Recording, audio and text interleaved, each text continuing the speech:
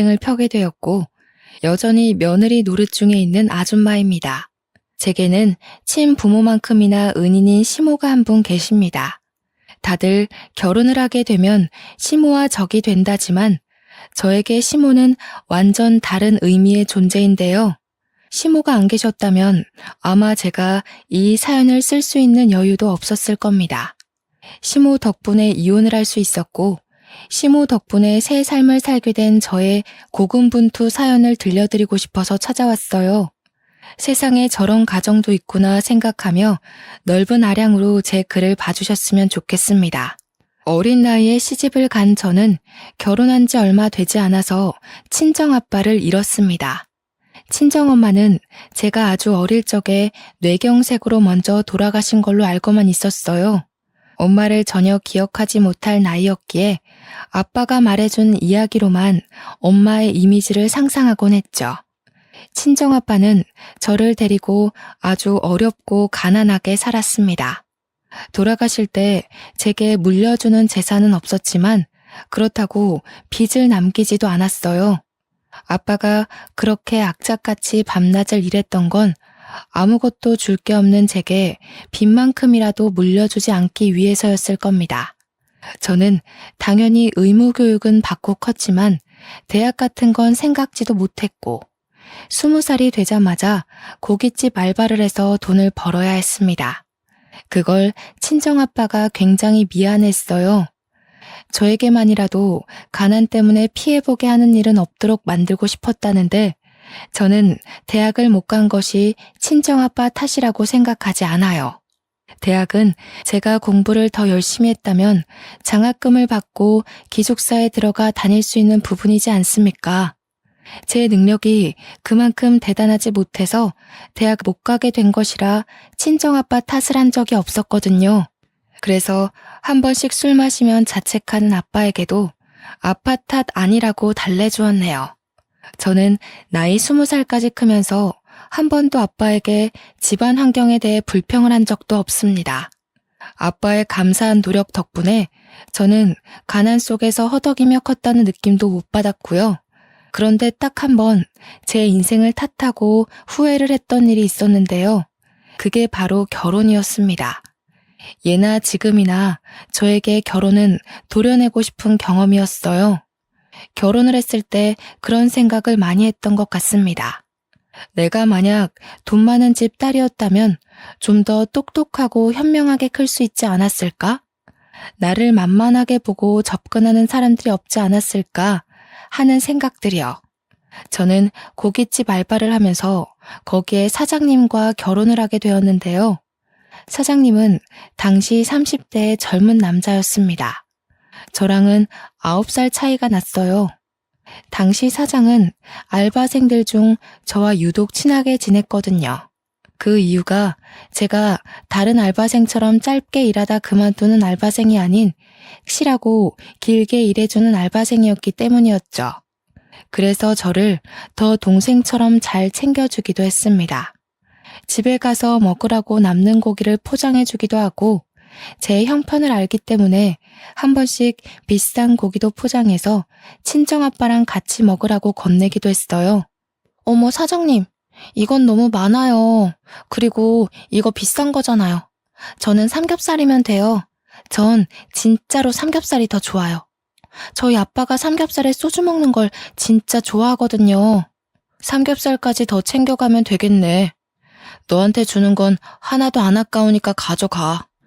네가 꾸준히 일해주는 덕분에 너만 있으면 가끔씩 바깥일이나 은행 업무도 보고 올 수 있었잖아.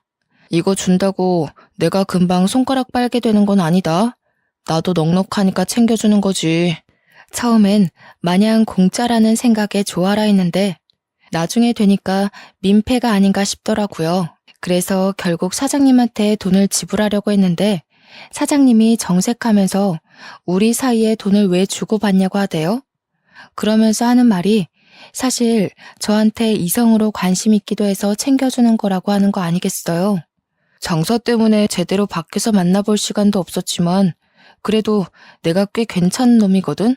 정말 잘해줄 자신 있으니까 나랑 한번 만나볼래? 난 제법 오래전부터 널 마음에 두고 있었어. 든든한 우리 친정아빠처럼 또 다른 매력으로 제게 소나무 같은 버팀목이 되어주던 사장님이었는데 그런 고백을 받으니까 제가 흔들릴 수밖에 없더라고요. 그렇게 서로를 향한 정이 결혼까지 이어질 줄은 몰랐습니다. 저는 23살 나이에 시집을 갔어요. 무엇보다 친정아빠가 제 결혼을 무척 기뻐하셨습니다. 결혼식이 끝나고 신혼여행을 떠나기 전 제 남편 손을 꼭 잡고서 해주신 말이 있었어요. 우리 딸 잘 부탁하네. 자네만 믿을게. 내가 우리 귀한 딸 두고 늘 마음이 불안해서 뭘 제대로 할 수가 없었는데 이제야 마음 편히 내 일을 볼 수 있겠어. 우리 애가 아직 어려서 많이 서툴 거야. 너그럽게 이해해주고 좀 많이 가르쳐주게.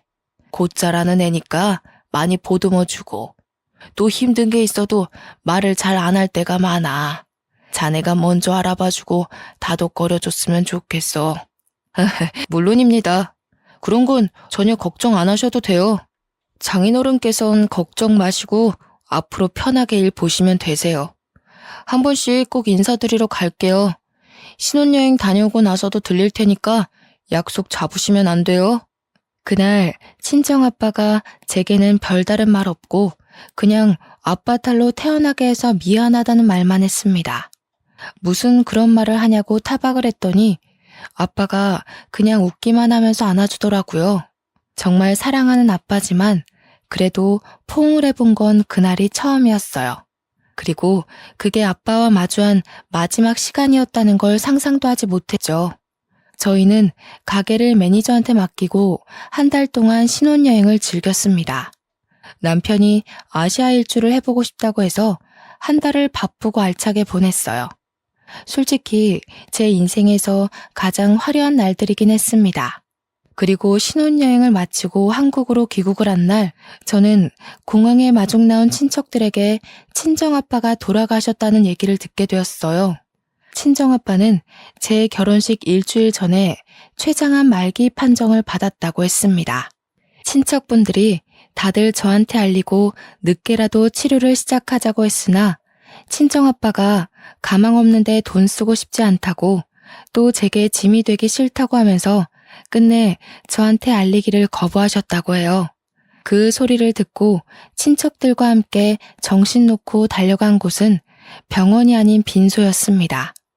벌써 이틀째 진행된 친정아빠의 장례는 저에게 큰 충격을 안겨주었습니다. 이럴 거라서 신혼여행 떠나기 전 그렇게 마지막 인사처럼 남편을 붙잡고 얘기했던 걸까요? 친정아빠 혼자서 저에게 마지막 인사를 나누고 멋대로 마음을 정리해버렸던 거겠죠? 왜 나한테 아빠와 함께 할 수 있는 시간을 주지 않았는지 원망스러웠고 마지막 인사도 못하고 얼굴도 못 보고 떠나버렸는지 너무 밉기만 했습니다. 벌써부터 아빠 얼굴이 생각나지 않는 것 같아 무섭기도 했고요. 그날 믿을 수 없는 사실에 아빠 사진 아래서 얼마나 오열을 했는지 모릅니다. 발인을 할 때는 끝내 그 자리를 끝까지 지키지 못하고 잠깐 혼절을 해버렸던 걸로 기억해요. 그렇게 저는 하나밖에 없던 가족을 잃고 새로운 가족을 얻었습니다. 일찍부터 시작한 부부 생활은 모든 것이 서툰 것 투성이었어요.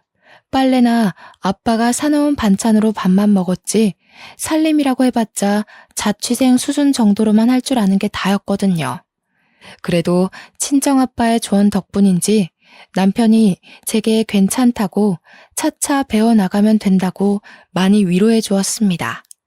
남편은 고아가 되어버린 저와 달리 제게 정말 과분한 사람이었는데요. 시댁도 원래 이렇게까지 좋은 아파트에 산 것은 아니었다고 남편 장사가 잘 되어 형편을 폈다고 하더라고요. 남편에게는 시부는 없었고 시모가 하나 있었습니다. 그런데 시모가 말을 못하는 장애인이었어요.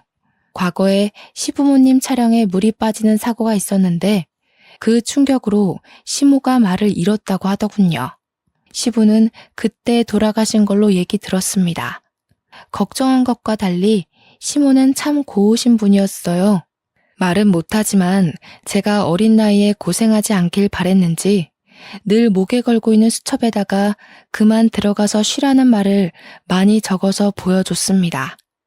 원래 수화를 하는 분이지만 제가 수화를 하지 못하니 항상 수첩을 지니고 다니셨어요. 아니에요, 어머님.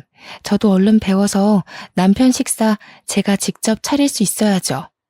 어머님께도 빨리 도움되는 며느리가 되고 싶어요. 지금은 민폐만 끼치는 것 같아서 죄송해요. 시모는 저를 정말 기특하게 봐주셨습니다. 나쁜 며느리가 들어오면 어쩌나 걱정을 많이 했다고 오히려 제게 고맙다는 말을 많이 해주신 분이죠. 저는 남편이랑 결혼하면서 하던 아르바이트도 안 하게 되었기에 시모랑 하루 종일 붙어있는 시간이 많았는데요. 시모가 저를 딸처럼 잘 챙겨주니 저도 시모를 엄마처럼 많이 의지하게 되더라고요. 덕분에 저는 결혼 생활 1년 반 정도 만에 거의 주부 10단 신랑만큼이나 살림을 잘하게 되었습니다. 시모의 도움과 저의 노력이 시너지를 일으켰기 때문이라고 생각합니다. 이젠 시모한테 묻지 않아도 웬만한 요리는 제가 알아서 할 수 있었고 식사 또한 시모와 남편이 자리에 오기 전까지 차려놓을 수 있을 정도로 실력이 늘었죠. 우와, 이게 뭐야? 해물탕을 했네? 자기는 어쩜 갈수록 요리 실력이 늘어? 내가 와이프 하나는 진짜 잘 뒀다. 그치, 엄마? 남편이 아침마다 든든해서 일할 맛이 난다며 제 칭찬을 했는데 옆에서 시모 또한 고개를 끄덕이며 웃음을 보이더라고요. 집에서 아무것도 안 하는 며느리로서 마땅히 해야 할 일인데 과한 칭찬을 받으니까 쑥스러웠습니다. 남편 장사가 새벽 2시에 끝나기 때문에 저는 늘 남편이 올 시간쯤에 다시 잠에서 깼다가 남편을 챙겨주고 잠자리에 들기를 반복했어요. 남편은 저보다 더 힘들게 손님 상대하며 12시간 넘게 일을 하는데 이 정도 내조하는 건 전혀 힘들지 않았습니다. 그러던 어느 날은 남편이 알바생들이랑 회식을 한다며 늦게 들어올 거니까 먼저 자라고 하더군요. 제가 아르바이트 하던 때에도 가끔씩 회식을 했었기에 알겠다고 조심해서 들어오라고 말한 뒤 잠에 들었는데 한참 새벽이 되었을까 제 전화기가 징징 울리더라고요. 작은 진동으로 되어 있었는데도 금방 깰 수 있었던 이유가 희한하게 남편이 집에 안 들어오면 잠기가 예민해지는 거 있죠. 남편이 무사히 귀가하는 걸 제 눈으로 봐야 안심이 되었어요. 정말 가족이라고 생각했기 때문이 아니었나 싶네요. 저도 남편 가게에서 오래 일했던 알바생이라서 거기 매니저와 알고 있는 사이였는데요. 오랜만에 매니저한테서 전화가 왔더라고요. 사실 연락처를 주고받고도 한 번도 전화는 해본 적 없던 사이였거든요. 통화해본 적 없는 사람이 다늦은 새벽에 전화가 왔다는 건 당연히 남편 문제가 아니겠습니까? 수진아, 오랜만이네. 잘 지내고 있지? 사장님이 술을 과하게 드셔서 뻗었거든. 좀 있으면 집 앞에 도착하는데 나와줄 수 있어? 한 10분 뒤면 도착할 것 같아. 역시 남편 일이 맞았던 거죠. 남편은 회식이 있더라도 한 번도 술 먹고 기절해 본 적 없던 사람이거든요. 너무 놀라서 저는 얼른 옷을 챙겨 입고 밖으로 나갔습니다. 잠시 기다리고 있었을까? 얼마 뒤 차 한 대가 아파트 입구에 섰고 보조석에 앉아있던 매니저가 내리더니 인사를 해왔습니다. 저희는 오랜만에 보는 거였는데도 안부 인사 나눌 정신 없었어요. 뒷좌석 문을 열고 남편을 꺼내기 바빴죠. 그런데 남편 혼자 있는 줄 알았던 뒷좌석에 어떤 여자 알바생이 함께 타고 있더라고요. 한눈에 봐도 예뻤고 화려한 타입이라는 게 드러날 정도로 미인이었습니다. 급하게 나왔다지만 파자마 잠옷에 바람막이 외투 하나 걸치고 있는 제 모습과는 차원이 다른 여성성이었죠. 어머, 안녕하세요. 사장님 와이프신 거죠? 저 이번에 사장님 가게에서 일하게 된 알바생이거든요. 오늘 제 환영회 하느라 오빠가 좀 거하게 마셨어요. 늦게 보내드려서 죄송해요. 제 남편을 오빠라고 부르는 것도 기분 나쁜데 자기가 뭔데 제 남편을 보낸다 만다 하는 건지. 괜히 마음에 안 들어서 대꾸도 안 하고 그냥 고개만 끄덕했습니다. 매니저가 친히 엘리베이터까지만 남편을 실어주고 제가 이만 가보라고 해서 떠났어요. 저는 혼자 무거운 거구의 남편을 겨우 부축하여 집에 들어갔는데요. 잠자던 어머님이 제가 나가는 소리를 들었던 건지 미리 현관 앞까지 나와 있더라고요. 시모는 급하게 종이에다 메모를 적어 제게 보여줬습니다. 뭐하다 이렇게 술을 퍼마셨냐고 물었어요. 아이고, 어머님 깨셨구나. 조용히 나간다는 게 그만 큰 소리 냈나 보네요. 죄송해요. 남편이 오늘 회식 있었거든요. 기분 좋은 일 있었는지 평소랑 다르게 많이 마셨나 봐요. 남편을 침대로 옮기는 데에 시모까지 나서서 도와줬고 시모는 바로 방으로 돌아갔습니다. 저 혼자서 남편 옷을 벗기느라 2차전을 벌이고 있던 중이었는데요. 남편이 자꾸 뭐라고 중얼중얼 거리는 겁니다. 이렇게까지 취한 걸 본 적이 없어서 여전히 낯설었어요. 완전 인사불성이 되면 혼잣말을 하는 주정이 있나 봅니다. 도대체 뭐라고 하는 건지 궁금해서 옷을 벗기면서도 남편 말에 신경을 기울이고 있었거든요. 그 주정을 자세히 듣자마자 덜컹 심장이 내려앉은 거 아니겠습니까? 남편이 자꾸 누군지 모를 여자 이름을 자꾸 중얼거리는 겁니다. 자세히 들어보니까 현정이라는 이름이었어요. 착각이겠지, 잘못 들은 거라 치부하고 싶었지만 남편은 제가 옆에서 눈을 감기 전까지 계속 현정이라는 이름만 불렀습니다. 그 때문에 신경이 쓰여서 거의 밤잠을 설쳤네요. 결국 다음날 남편한테 꿀물을 타주면서 현정이가 누구냐고 물어보게 되었습니다. 그러자 남편이 캑캑 사례가 들리더니 정신 번쩍 든 얼굴로 저를 쳐다보더라고요. 그러면서 그게 누구냐고 오히려 모른 척하대요. 당신 어제 술 먹고 와서 내내 현정이라는 사람만 찾았어. 모르는 사람 이름을 그렇게나 부른다고? 그것 때문에 내가 밤잠을 다 설쳤는데? 뭐래, 들었겠지. 쓸데없는 소리 말고 콩나물국 좀 끓여줘. 오랜만에 거하게 마셨더니 계속 속이 안 좋아. 그리고 나 씻고 바로 나가봐야 돼. 또 나간다고? 당신 집에 들어온 지 6시간도 안 넘었어. 아직 출근 시간도 아니잖아. 나중에 어머님 병원 가야 되는데 우리 안 태워다 줄 거야? 당장 가봐야 되는 일이야? 바깥일 하는 사람이 어디 직장에만 일이 있겠어? 다른 약속 있어. 엄마 병원은 당신이 택시 타고 다닐 수 있잖아. 택시비 줄게. 남편은 제게 카드를 쥐어주면서 아침밥도 안 먹고 그대로 불이 나게 씻고 나가버렸습니다. 뭔가 자리를 계속 피하려는 느낌이 들었어요. 그나마도 시모 병원 간다고 뒷전이 되어버렸지만요. 시모는 저와 함께 주기적으로 어장의 재활치료를 받으러 다녔는데요. 시모 말로는 혼자서 병원 다니실 때보다 저랑 같이 다니니까 의지도 되고 힘도 난다고 하더라고요. 의사도 시모가 옛날에 비해 언어를 이해할 수 있는 능력이 많이 향상되었다고 했습니다. 뇌 기능에 문제가 생긴 거라 완전 일반인까지 회복된 건 아니었지만 일상생활에 큰 어려움은 없을 거라고 하네요. 너무 기쁜 나머지 그날 시모와 함께 시모가 좋아하는 팥칼국수를 먹으러 갔던 기억이 납니다. 시모가 자기는 면을 잘 안 먹는다고 저한테 덜어주면서 전부 저 덕분에 몸이 많이 좋아진 거라고 또 고맙다고 하는 거 있죠? 어머님, 자꾸 그렇게 고맙다 하시면 저 버릇 들어요. 저한테 꾸짖을 거 있으면 과감하게 말씀해 주세요. 전 어머님 마음 불편하게 만들고 싶지 않거든요. 식사를 마치고 시모가 이끄는 대로 따라갔는데 그곳은 시장 한가운데 있는 웬 도자기 집이었습니다. 그릇이 필요한가 해서 들어가 봤더니 그게 아니라 저한테 도자기 반지를 하나 선물해 주더라고요. 시모가 과거에 한 번씩 시장 올 때마다 들렸던 곳이라고 이 도자기 집이 전부 수제라서 반지도 바로 그 자리에서 제작을 해준대요. 너무 진귀한 선물이라서 저 또한 시모에게 선물을 해주겠다고 하여 저희 둘은 나란히 반지를 맞추고 나왔네요. 그리곤 함께 장볼거리 좀 산 뒤에 시장을 빠져나왔고 근처가 남편 일하는 곳이라 한번 들리기로 했습니다. 남편 가게까지 거의 다 왔을 때쯤 알아챘는데요. 제가 깜빡하고 산 걸 두고 와버렸지 뭡니까.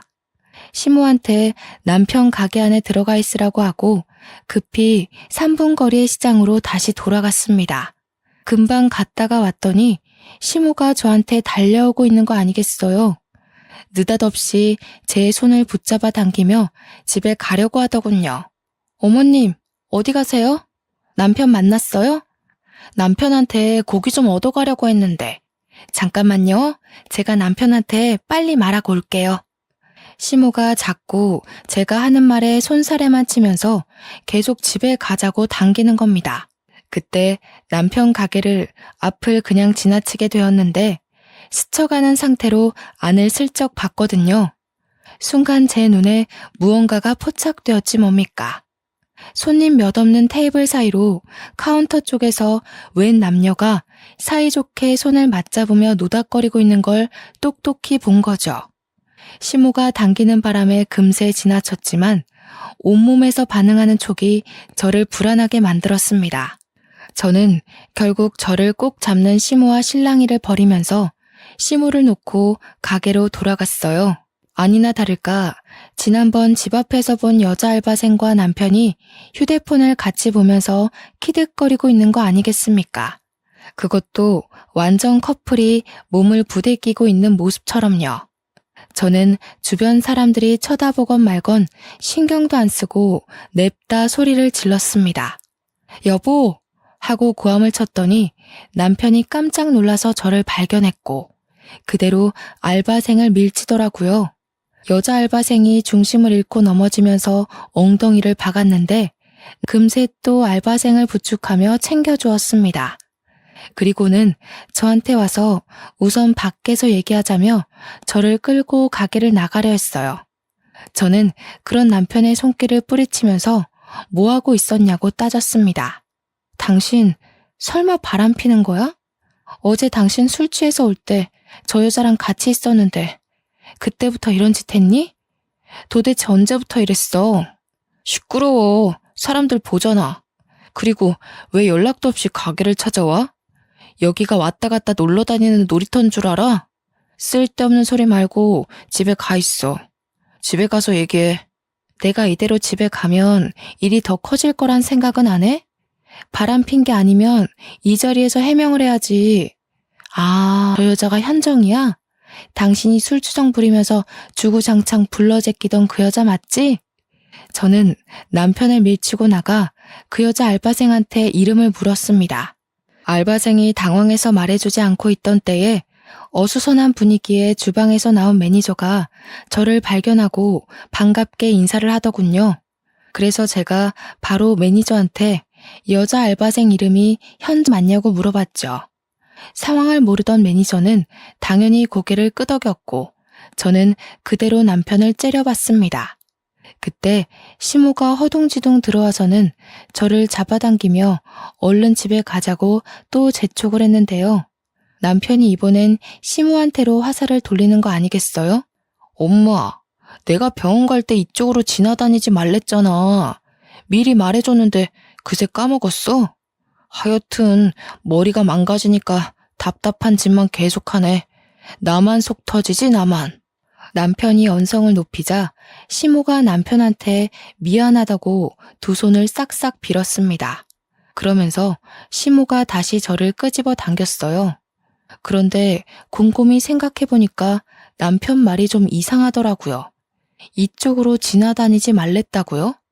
그런 경고를 시모한테 미리 얘기를 했다는 건 이미부터 이런 수상쩍은 짓을 하고 다녔다는 거 아닌가요?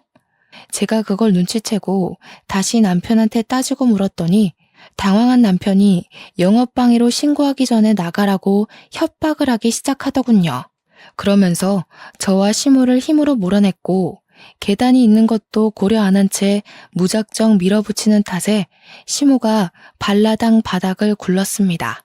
지나가던 사람들이 놀라서 시모를 살폈고 가게 안의 사람들도 그제서야 일어나서 남편을 동영상 찍기 시작했어요.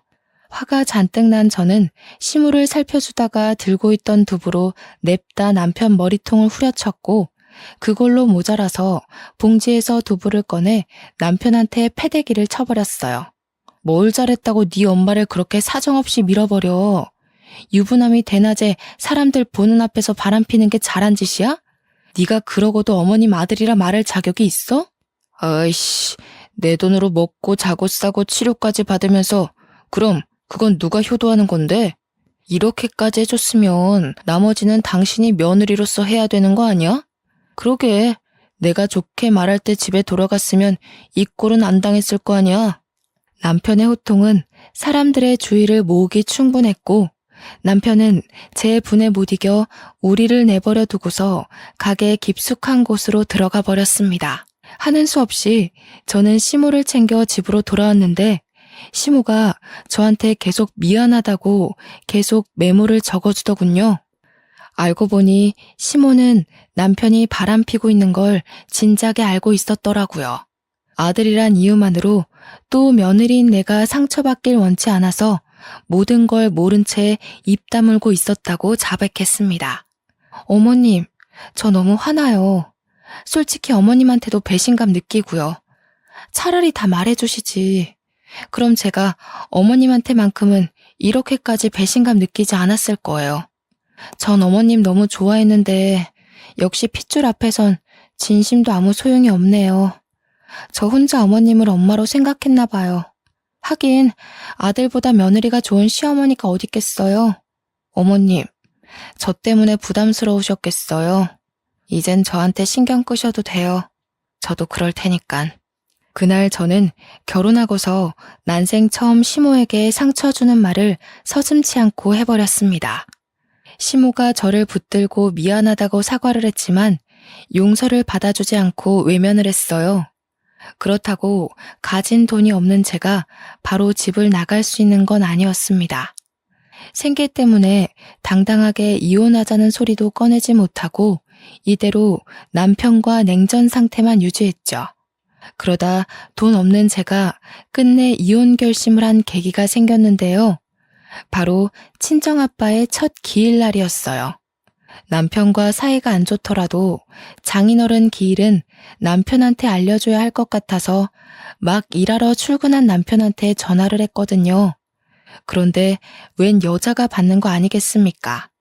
바로 그 문제 알바생 상간녀였어요. 네, 사장님 커피 사러 갔는데 뭐라고 전해드릴까요? 근데 사모님, 그 전에 제가 궁금한 게 있는데요. 오빠가 사모님한테 마음 뜬 거 알면서 왜 계속 붙어 있어요? 혹시 돈 보고 자존심 없이 참고 살고 있는 거예요? 뭐라고요? 그쪽이야말로 가게에서 개망신 당해놓고 왜 아직 내 남편이랑 만나요?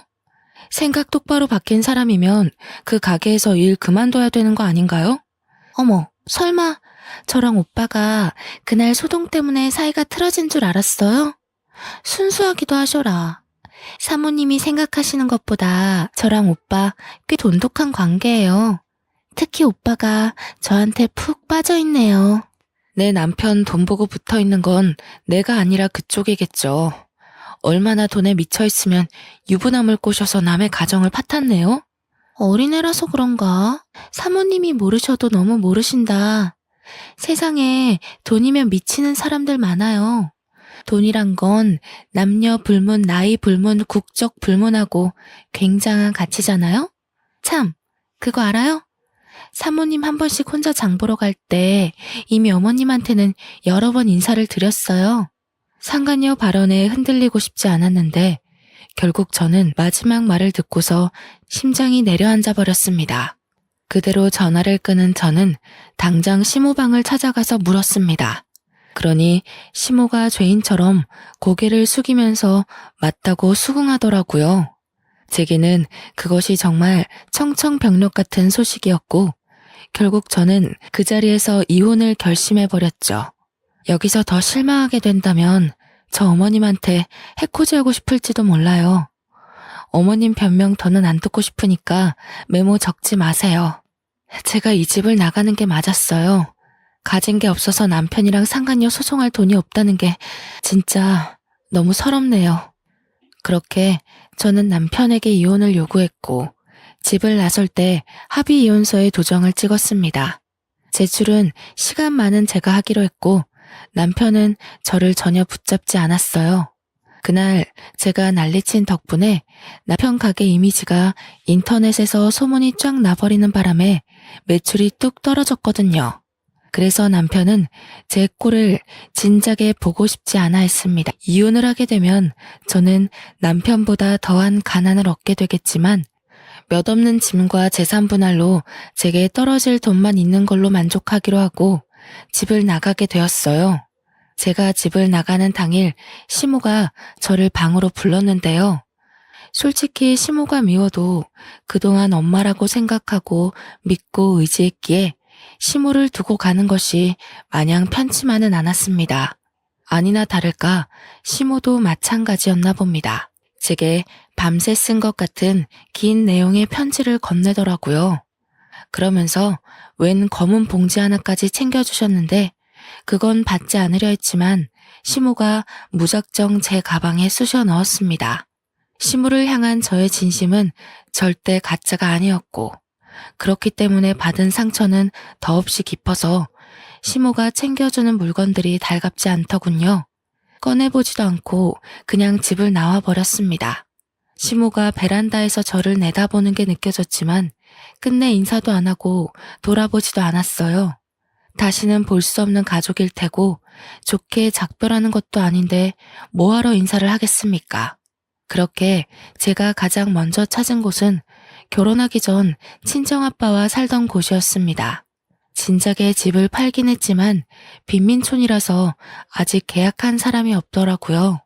거의 공가 수준으로 방치되어 있었어요. 집 안에 들어가 대문 올라가는 계단에 앉은 저는 한참 멍 때리다가 시모가 줬던 편지를 꺼내봤습니다. 야무지게 나열된 글씨를 쭉 읽어내려가던 제 눈동자가 점차 세차게 흔들렸고 그 내용을 다 읽고 나서는 곧장 시모가 준 검은 봉지를 급하게 뒤졌습니다. 편지에는 처음부터 끝까지 시모의 자책이 담겨 있었는데요. 자신이 아들을 잘못 키웠다고 남의 집 귀한 자식한테 큰 상처를 줬다면서 자기 아들이 잘못했다는 거 알지만 이렇게 밉고 못된 놈도 자식이라고 못난 엄마 된 입장에서 보듬으려 했다며 저와 남편을 둘 다 지키려다 이 꼴이 났다고 미안하다는 내용이 가득했어요. 그러면서 마지막 추신에 그동안 딸이 주는 사랑 알게 해줘서 고맙고 우리 창창하고 예쁜 며느리가 앞으로 하고 싶은 일 하면서 건강하게 살았으면 좋겠다고 내가 가진 게 이것밖에 없으니 이 돈으로 자기 아들 소송하라며 돈을 조금 넣었다고 하는 겁니다. 검은 봉지 안에 든 건 다름 아닌 3개의 통장이었습니다. 그 안에는 각각 1억, 2억, 4억의 액수가 찍혀 있었어요. 그런데 중요한 건 통장 중에 명의 하나가 제 이름으로 되어 있는 거 아니겠습니까? 그 말은 본래 가지고 있던 2개의 통장과 다르게 나머지 하나는 일부러 저를 주기 위해 만들었다는 거잖아요. 어떻게 이럴 수가 있는 걸까요? 제가 얼마나 모진 말을 했는데 남편의 불륜을 알아채고 난 후부턴 시모에게 따뜻한 눈길마저 준 적 없었단 말입니다. 병원 가는 시모를 혼자 내버려뒀고 또 한 번 같이 먹지 않았어요. 그런데 어떻게 저한테 이 큰 돈을 덜렁 줄 수냐 있냔 말인가요? 시모는 그렇게 못된 짓을 한 제가 밉지도 않았던 걸까요? 어째서 시모는 제가 아는 시모의 모습 그대로 저를 기다리고 있었던 거죠? 너무 어린아이 같았던 제가 창피하고 진심으로 엄마였던 시모의 마음에 너무 죄송해서 한동안 그걸 쥐고 얼마나 울었는지 모릅니다. 날이 밝을 때 그 집을 나왔는데 나 저무도록 군가에 앉아 울었던 걸로 알아요. 결국 저는 다시 시모가 있는 집을 찾아갔습니다. 그 쓰레기 같은 집에서 시모를 빼내오기로 마음을 돌려먹은 거죠. 집에 갔더니 제가 나간 걸 알고 살판난 남편이 그새 상간녀를 들였지 뭐예요. 제가 집을 나간 게 12시간도 안 되었는데 얼마나 이 순간을 기다렸으면 그새 상간녀를 집까지 들였을까요? 어차피 남이 될 남편 그냥 무시하고서 저는 바로 시모 방을 찾았습니다. 시모는 방구석에 앉아서 저와 찍었던 사진을 정리하고 있더라고요. 저는 진작에 빼버린 도자기 반지도 시모는 여전히 끼고 있었습니다. 제가 방문을 열자마자 저를 발견한 시모가 깜짝 놀라셨는데요. 저는 설명도 없이 당장 시모의 짐을 챙기기 시작했어요. 챙기고서 시모 손을 잡고 신발을 신겨주는데 그때 남편이랑 상간녀가 다시 모습을 드러냈습니다. 뭐야 당신? 우리 엄마 데리고 뭐 하는 거야? 갑자기 다시 와서 왜 이래? 우리 더 이상 볼 필요 없는 사이지 않아? 당신한테 부모가 필요 없는 것 같아서. 근데 나는 엄마가 너무 필요하거든. 어머님이 당신 찾을 때까지 당신이 먼저 어머님 찾는 일은 없었으면 좋겠어. 그리고 나 당신이랑 저 여자 소송할 거거든? 저 여자 돈 없는 학생이라고 했지? 그럼 저 여자 위자료까지 당신이 내줘야겠네. 소송이라니? 뭔 소리야. 우리 합의 이혼했잖아. 배운 거 없어서 멍청한 줄은 알았지만 합의 이혼하면 소송 못하는 것도 모르는 바본 줄은 몰랐네. 아, 그 합의서 내가 찢어버렸어. 머리 검은 짐승한테는 회유보다 채찍이 나을 것 같더라고. 돈 없는 여자 끼고 노는 것도 당신이 돈이 있어야 가능할 텐데 이젠 그런 짓도 못해서 어쩌나? 몸이 근질근질하겠네? 뭐야, 제정신이야? 합의 본 걸 왜 이제 와서 뒤엎고 난리야? 이거 무효야. 우린 분명 합의 이혼한 거고 소송 같은 거 못해.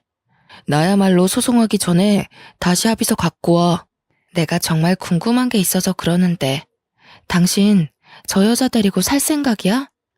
내가 아무것도 몰랐던 것처럼 저 여자도 아무것도 모른다 생각해서 끼고 살려는 거니? 나이를 그만큼 먹는다고 다 제정신인 건 아니구나. 저기요, 현정이라고 했죠?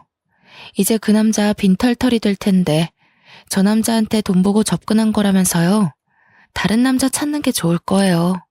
제가 이간질을 좀 시켰더니 남편이 상간녀를 쳐다보는 눈빛이 좀 사납더라고요. 상간녀가 하는 사랑의 속삭임을 진심으로 믿기라도 했었나 봐요. 그 뒤로 집을 나와버려서 모르겠지만 아마 둘이서 말다툼 좀 했을 겁니다. 그대로 시모를 데리고 나온 저는 계속해서 시모한테 별다른 설명을 해주지 않았습니다.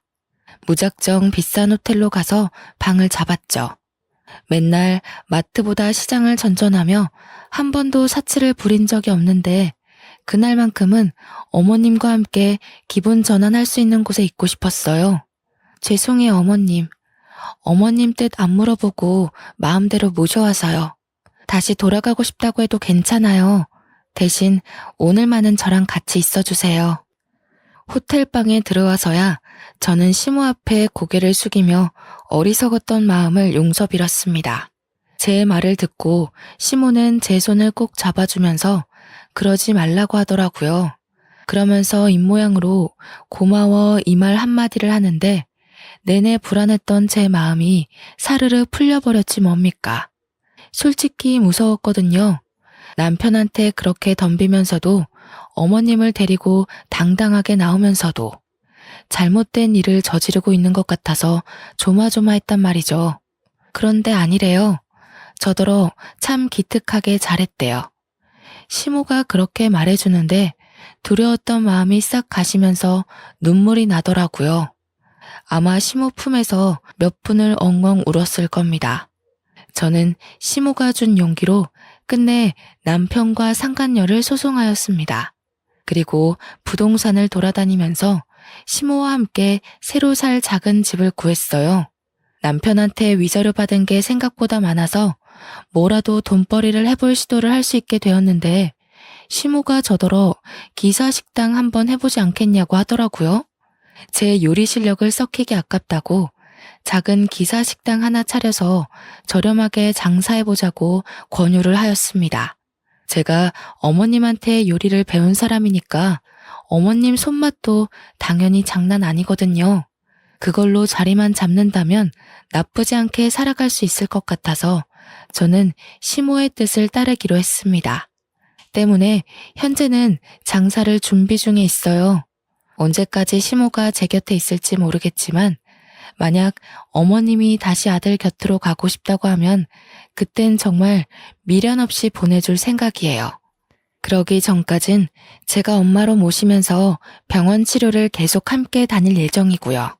물론 천류는 제가 함부로 끊을 수 있는 것이 아니기에 언젠가는 전 남편을 다시 마주할 날이 생길지도 모릅니다. 그러나 그런 각오도 안 하고서 시모를 모시고 나온 것이 아니에요. 시모와 함께 사는 내내 전 남편과 맞서야 되겠지만 그럼에도 불구하고 저는 시모한테 받은 은혜를 모른 척할 수 없었고 어머님이 주는 마음과 사랑이 제게는 너무나 절실한 가족의 온정이기에 절대 놓을 수 없었습니다. 제 선택을 후회하지 않습니다. 시모가 아니었다면 지금도 장사할 미천은커녕 또 어디서 아르바이트나 하면서 자격증을 따야 하나 말아야 하나 전전하며 살았을지도 몰라요. 누가 뭐래도 시모는 제게 은인이고 가족입니다. 시모와 며느리 사이가 이렇게 애틋할 수 있다는 거 좀 껄끄럽고 불편할 수 있다고 생각합니다. 저희를 관계를 아시는 분들은 실제로 앞에서 기분 상할 만한 눈빛을 보내기도 하니까요. 아무렴 어떻습니까? 엄마라는 존재는 친엄마가 아닌 다른 모양으로도 존재할 수 있다고 봅니다. 제가 엄마로 느꼈다면 엄마라고 부르며 살 수 있다는 거예요. 참, 어머님이 최근 제게 한 가지 또 제안한 것이 있는데요. 저더러 위자료 남는 돈으로 학교를 다녀보라고 하더라고요. 제 나이가 이제 막 26살이 되었습니다. 고등학교 졸업한 지도 6년이 지났고 책 안 읽은 지도 너무 오래됐는데 갑자기 공부를 하는 게 어떠냐고 해서 좀 당황했어요. 어머님은 제가 아직 어려서 앞으로 세상 풍파를 겪을 날이 더 많아질 거고 나쁜 목적을 가진 사람으로부터 스스로를 지킬 수 있는 사람이 되려면 공부를 해야 된다고 하더군요. 그러면서 자기가 언제까지 목숨이 붙어 있을지 모르니 제가 홀로서기를 할 수 있는 능력을 길렀으면 좋겠다고 했습니다. 그 소리를 처음 들었을 땐 무슨 그런 말을 하냐고 시모를 나무랐는데 생각해보니 시모의 말이 틀린 것 없더라고요. 그래서 최근에는 수능 문제집을 샀습니다. 대학 입학까지 얼마나 기간이 걸릴지는 모르겠으나 장사를 같이 하면서 틈틈이 공부를 해볼 계획입니다. 검색을 하다가 우연찮게 알게 된 건데 수화 언어학과가 있더라고요. 그걸 본 날부터 제게는 수화 통역사라는 꿈이 생겼어요. 학교 다닐 때도 목표 같은 것 없던 제가 난생 처음 되고 싶은 직업이 생겼다는 겁니다. 이 모든 마음가짐도 다 지금의 어머님 덕분이었죠. 열심히 공부해서 훌륭한 수화 통역사가 되어서 시어머니한테 제대로 효도하고 시모와 더 깊은 감정을 공유할 수 있는 사이가 될 거예요. 성인이 되자마자 결혼이라는 짧고 굵은 고비를 넘겼는데 왜 그랬을까 너무 후회가 되면서도 한편으로는 시모를 만날 수 있게 된 기회가 된 것이라 행운을 얻었다고 생각합니다. 뭐든 하나를 얻으면 하나를 잃을 수밖에 없다는 걸 뼈저리게 깨우친 것 같아요. 제 사연을 듣고 계신 모든 청취자분들께서도 혹시 잃은 것이 있다면 그걸로 너무 좌절하지 말았으면 좋겠습니다. 금방 기쁘게 일어설 수 있는 기회가 생길 거라고 믿어도 되니깐요. 제 사연은 이쯤에서 끝마치도록 하겠습니다. 이렇게 마무리하는 게 맞는지 모르겠어요. 처음 써보는 것이라 부족한 부분이 많았을 거라 생각이 드네요.